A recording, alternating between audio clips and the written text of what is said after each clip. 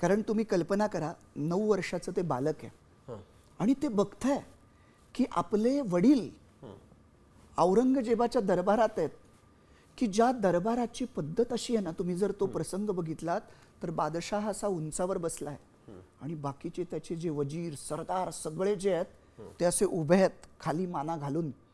त्या दरबाराची पद्धत अशी आहे की उंच आवाजात बोलायचं नाही.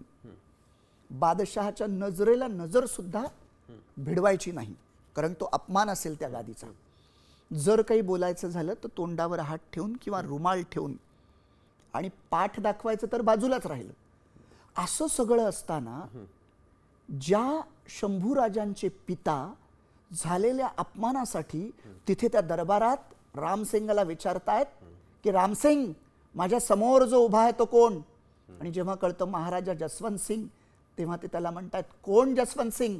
माझ्या मावळ्यांनी ज्याची पाठ पाहिली कोंढाण्यावर त्याचा दर्जा माझ्यापेक्षाही जास्त, अशी गर्जना करतायत. आणि वरती सांगतायत काय रामसिंगाला? रामसिंग येतोय, सांगतोय की राजाजी हळू आवाजात बोला, इथे या आवाजात बोलणं दरबाराचा अपमान आहे, तुम्हाला शिक्षा होईल.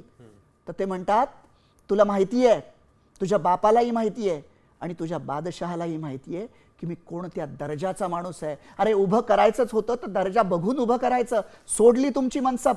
असं म्हणून पाठ दाखवून शंभूराजांना हाताला धरून त्या सर्वोच्च सत्तेला पाठ दाखवून गेलेत. मला सांगा, हा प्रसंग आपण जसं म्हणतो आचरण, तुमचं आचरण हेच सर्वश्रेष्ठ प्रचाराचं साधन असतं. शिवाजीराजांचं हे आचरण शंभूराजांवर कोणत्या प्रकारचा स्वाभिमान बिंबवून गेलं असेल?